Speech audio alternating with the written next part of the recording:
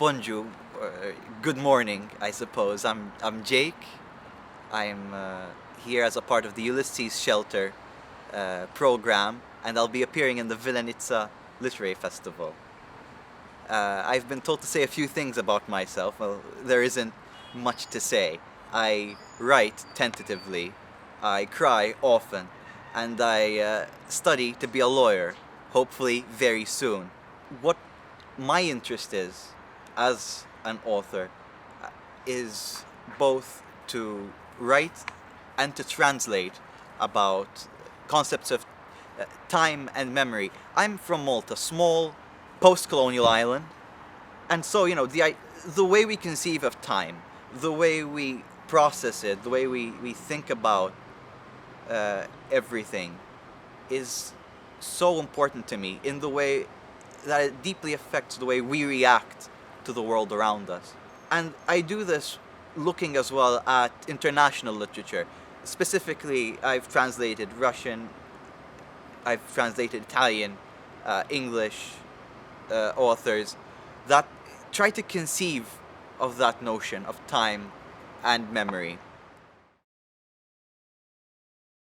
I brought two poems with me. These are environmental poems. The first one in Maltese, it's called Imqatta l-aħħar rebbija miegħek, rebbija. I am spending the last spring with you, spring. And the second one is Sirna nirbsu biss fuq il-ħaxix batmat. Now we only step on beaten paths. I'll start with the first. Imqatta l-aħħar rebbija miegħek, rebbija. Inqatta l-aħħar rebbija miegħek, rebbija.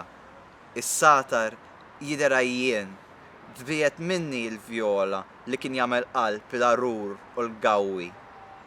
Fid-delta Tamarisk, l-art li jibsa ċraret titallab mal-baħar, ramla ramla, munżel żafran, is-saffita ġeblieta bħal-kustilji. Tariq tal-melħ għalik u wart tas-satar. Inqatta l-aħħar rebbija miegħek, rebbija. I'm spending the last spring with you, spring. I'm spending the last spring with you, spring. The thyme looks tired. Gone is the violet he would make by the arar trees and the gulls. In the shade of the tamarisk, the land is in rags begging to the sea, beach by beach, a mountain of saffron. The layers of its sediment like ribs. For you there is salt sweat and thyme flowers. I will spend the last spring with you, spring. These poems are important to me in that when I started writing environmental poems, it wasn't an intentional, conscious effort. What had happened was I would try to write about people.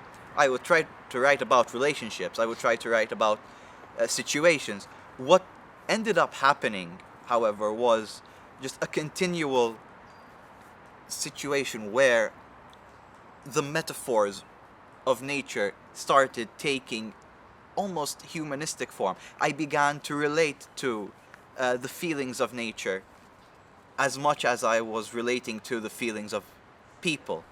For instance, I was feeling as tired as grapevines. I was, during that period of time, feeling in the same way as, say, a flower would in the late spring, right before the sun really hits and burns it.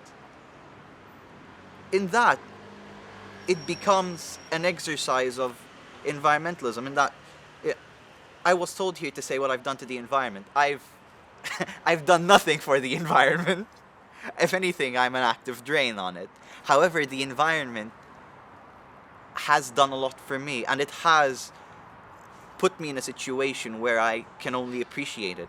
The Garrigue in Malta is my favorite place, and there are 2 weeks thereabouts in the spring where the thyme blooms and it's just a field, an entire sea of violet, and it's in a way, it's gorgeous, but at the same time, you know it's going to go soon. Enjoy it while it lasts. And that sort of joy is what I try to invest into my writings. This idea that, with poetry, environmental poetry is a difficult proposition to make, because we are, as in all poetry, speaking to the choir, preaching to the converted. So going into giving people joy is the minimum that I could do. That when I do preach to the converted, I tell them about how wonderful the environment is and how beautiful it is and how much whimsy and joy it fills me with. And I hope that that joy, that appreciation for the environment eventually trickles into their lives and into the way they look at plants and into the way they look at nature and the way they look at people at the end of the day. Thank you very much. If there's anything else I should say and that we're going to edit in later, please keep me informed.